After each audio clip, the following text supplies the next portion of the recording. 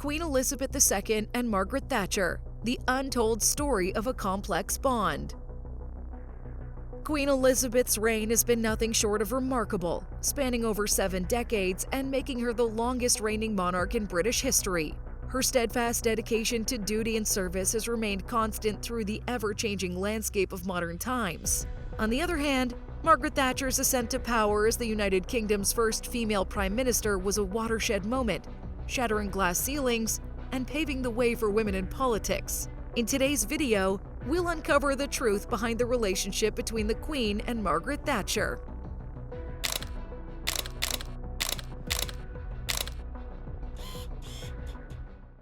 Number 1. Historic firsts. The relationship between the late Queen Elizabeth and Prime Minister Margaret Thatcher was groundbreaking in more ways than one. Not only were they both trailblazers in their respective fields, but their ascent to power also defied societal norms and shattered glass ceilings that had long been in place. As the longest reigning monarch in British history, Queen Elizabeth's reign was a testament to her commitment to duty and service. From the moment she ascended to the throne at the tender age of 25, she embodied the values of stability, tradition, and constitutional propriety that had been the hallmarks of the British monarchy for centuries. On the other hand, Margaret Thatcher's rise to power as the United Kingdom's first female prime minister was nothing short of remarkable. Born to a grocer's family in the town of Grantham, Thatcher's determination and political acumen propelled her through the ranks of the Conservative Party, eventually leading her to become the country's highest-ranking political figure in 1979. Number 2. Weekly meetings and constitutional propriety. As per long-standing tradition, the late Queen Elizabeth and Prime Minister Margaret Thatcher held weekly private meetings to discuss governmental affairs. These meetings were a cornerstone of the constitutional monarchy, a crucial avenue for the monarch to be kept informed of the government's workings while maintaining the required neutrality and impartiality. During these weekly audiences, the Queen and Thatcher would engage in candid discussions about the nation's most pressing issues. From matters of domestic policy to international affairs, no topic was off-limits. As the Prime Minister sought counsel from the monarch, who had decades of experience and a wealth of institutional knowledge. Despite their contrasting backgrounds and political ideologies, these meetings were governed by a strict adherence to constitutional propriety. Her courtesy to the Queen was always impeccable, a gesture that underscored the deference she afforded to the crown. Yet behind closed doors, their interactions were marked by a level of candor and frank exchange, as the Prime Minister sought to keep the monarch fully apprised of her government's policies and decisions. Number 3. Differences in background and personality. The stark differences in the backgrounds and personalities of the late Queen Elizabeth and Prime Minister Margaret Thatcher added an intriguing layer of complexity to their relationship.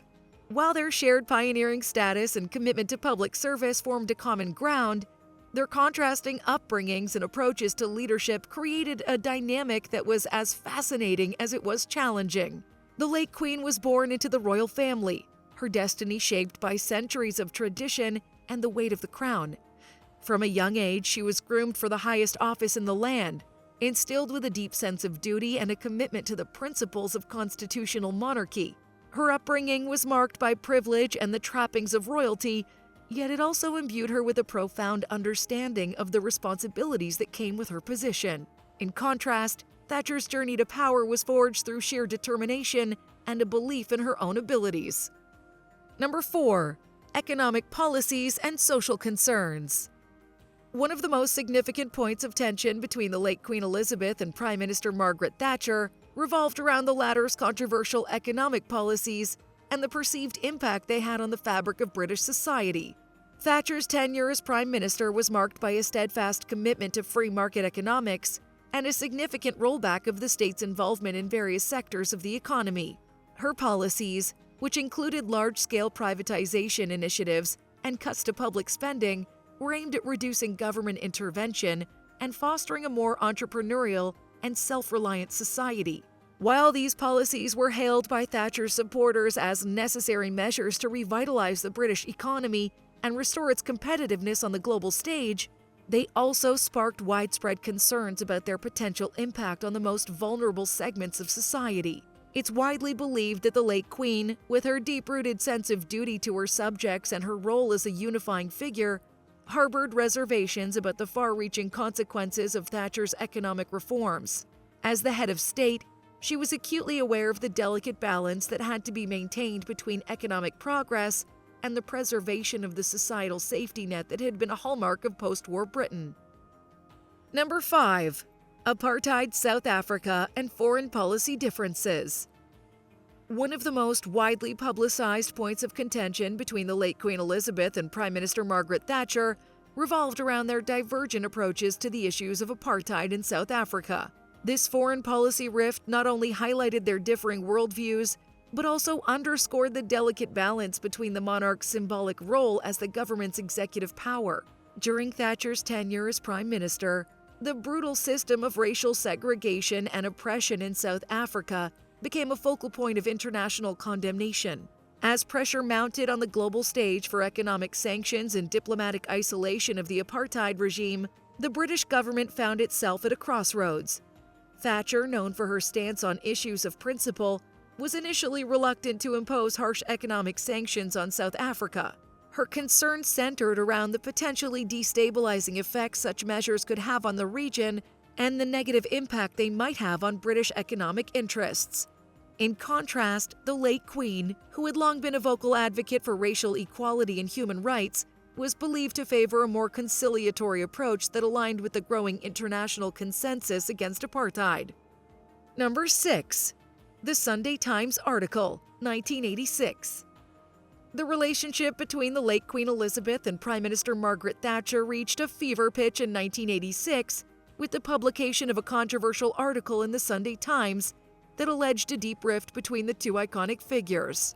The article, written by journalist Woodrow Wyatt, made explosive claims about the late Queen's supposed dismay over Thatcher's domestic policies and her approach to the Commonwealth. According to Wyatt, the monarch was deeply concerned about the social impact of Thatcher's economic reforms and the strains they were placing on the fabric of British society. The piece also suggested that the late Queen was troubled by Thatcher's perceived insensitivity towards the concerns of Commonwealth nations, many of which were former British colonies with deep historical ties to the Crown. The allegations sent shockwaves throughout the political establishment and reignited the long-standing debate over the delicate balance between the monarchy's symbolic role and the government's executive powers. At the heart of the controversy was the question of whether the late Queen had overstepped her constitutional bounds by voicing overt criticism of the Prime Minister's policies.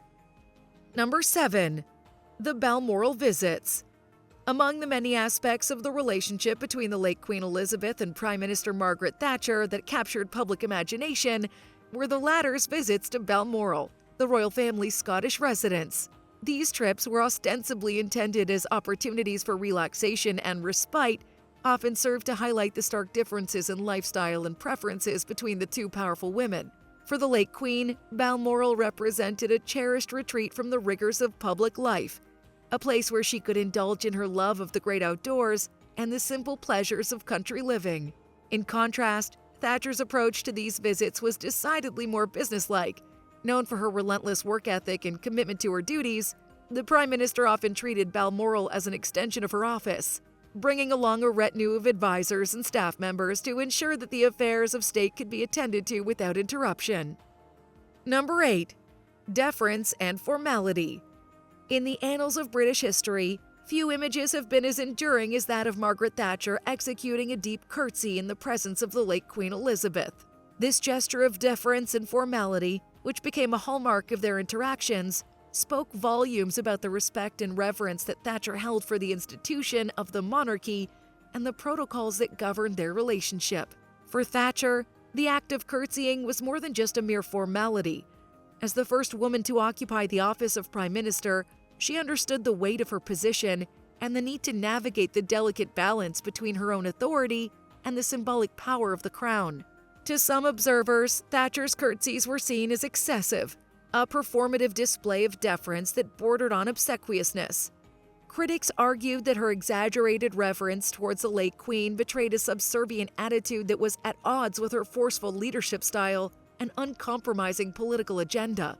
However, for Thatcher, this display of deference was a reflection of her deep-seated belief in the enduring value of the monarchy and its role as a unifying force in British society. Number 9. Shared sense of duty. Amidst the complexities and tensions that defined the relationship between the late Queen Elizabeth and Prime Minister Margaret Thatcher, one common thread that bound them together was their profound sense of duty and commitment to public service. For the late Queen, this sense of duty was ingrained from birth, a sacred obligation that she had inherited along with the weight of the crown. From the moment she ascended to the throne at the tender age of 25, she embraced her role as the embodiment of the nation's hopes and aspirations, a symbol of stability and continuity in a world of constant change. Throughout her remarkable reign, the late Queen's dedication to her duties was a constant source of admiration and respect. Whether it was presiding over official ceremonies, meeting with world leaders, or simply serving as a calming presence in times of crisis, she approached every task with a quiet determination and a steadfast resolve that belied her diminutive stature. Thatcher, too, was driven by a sense of purpose and a belief in the nobility of public service. Number 10. Confidential relationship and personal dynamics. Despite the intense public scrutiny and speculation that surrounded their interactions, the true nature of the personal relationship between the late Queen Elizabeth and Prime Minister Margaret Thatcher remained largely shrouded in secrecy. This confidentiality was a cornerstone of the constitutional monarchy, a principle that both women adhered to with commitment. For the late Queen, maintaining this confidentiality was a sacred duty, a responsibility that she had inherited along with the weight of the crown. Thatcher, too, respected the sanctity of these private conversations, recognizing that the trust and candor that underpinned their relationship hinged on a shared understanding of the need for discretion. Despite her reputation for being a formidable political operator, she understood that certain boundaries could not be crossed and that the integrity of the monarchy depended on maintaining a separation between the public and private spheres. Number 11. Mutual respect. Despite the complexities and occasional tensions that marked their relationship, there was an undeniable mutual respect between the late Queen Elizabeth and Prime Minister Margaret Thatcher. This respect transcended their political differences and stemmed from a shared understanding of the weight of their respective roles and the sacrifices required to fulfill their duties. For the late Queen, this respect was rooted in her deep appreciation for the democratic process and the constitutional order that had governed Britain for centuries. As the head of state, she understood that her role was to remain impartial and to provide a symbol of continuity and stability, regardless of which political party held power. Thatcher, on the other hand, commanded the Queen's respect through her commitment to principles and her determination to steer the nation through turbulent economic times. Though their ideologies often diverged, the late Queen recognized the Prime Minister's resolute leadership and her ability to navigate the challenges that came with governing a nation. This mutual respect manifested itself in various ways throughout their interactions. Number 12. Cultural impact and public fascination. The relationship between the late Queen Elizabeth and Prime Minister Margaret Thatcher has captured the public imagination in a way that few other political dynamics have. Their interactions have been the subject of endless scrutiny, speculation, and artistic interpretation, reflecting the enduring fascination with the interplay between the ancient institution of the monarchy and the ever-changing currents of modern governance. From the moment Thatcher assumed office in 1979, the public's interest in her interactions with the Queen was palpable. There were two towering figures, both trailblazers in their own right, navigating the delicate balance between tradition and progress, between the symbolic power of the crown and the executive authority of the elected government. Number 13. Post-Prime Ministership.